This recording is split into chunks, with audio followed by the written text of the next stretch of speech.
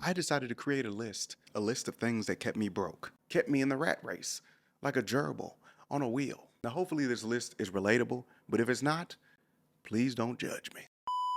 Now, the first thing on the list is a little obvious: entitlement. We live in a world where we're forced to work, forced to pay bills, forced to pay taxes.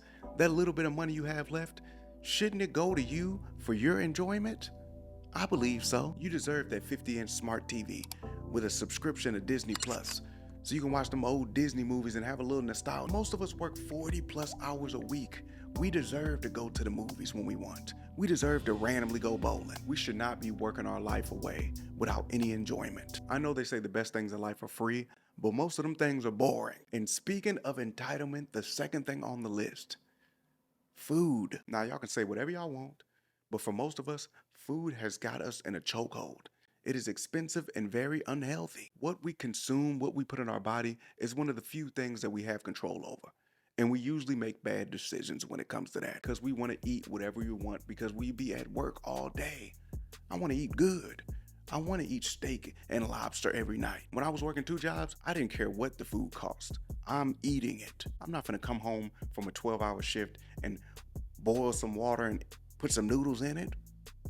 That's ridiculous. And we are literally surrounded by the convenience of fast food restaurant. And that is so convenient after working an 8-hour or 12-hour shift. You don't even gotta get out your car. You can just drive up to the drive-thru, order your food, and drive off. Now I know the smartest thing to do is meal prep, pack lunch, and take it to work. It'll save you a lot of money. You will go from spending $20 a day to $20 a week instantly. But packing a lunch means having enough energy to even go to the grocery store. The more bad food you eat, the less energy you will have to even go to the grocery store. It's an ongoing cycle, like a gerbil in a wheel. Now, the next thing should be talked about way more: unfamiliarity. If you're not used to having money, it's a very, very high chance that you're going to be irresponsible and blow that money. I think we all can agree that it's easy to save money when you're living paycheck to paycheck. You literally don't have a choice. You're going to have to stretch that $20 until the next time you get paid. A whole bunch of driving on E and eating noodles for breakfast, lunch, and dinner. It's way more difficult to have discipline with money when you have racks in your bank account. Now all of a sudden you need things that you don't really need. Now you're starting to be very particular and picky with everything. We all heard about the lottery winners and all the bad decisions they make with those millions and billions of dollars. A lot of lottery winners, I think the majority of lottery winners end up going bankrupt because you can't just give someone a bunch of money. You have to learn how to build up and how to handle it at every point. Do you think money would make you happier? Yes, I think everybody does. And now that you've won this mega sum, does it? No, the money can't make you happier. When you win, everybody you know thinks they won too. But here's the question: what if you aren't entitled?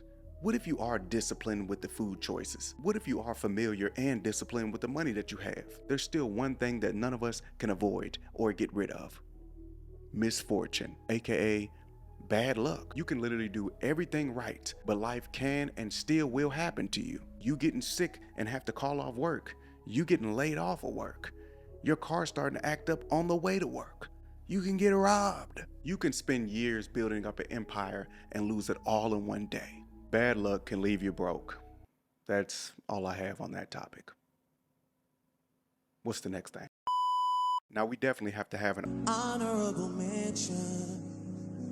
Hey. Keeping up a persona can definitely leave you penniless. Being a person that's known for only wearing expensive jewelry, hell, being a person that's known for always having a fresh cut, it's not a good thing. We all have our ups and downs are way more noticeable when you're known for having money. People are smart, they know this. That's why most people will spend their last trying to keep up a certain image. That's why I'm so glad that I never had an image to uphold. I always look broke and regular. You will never know when I'm going through hard times.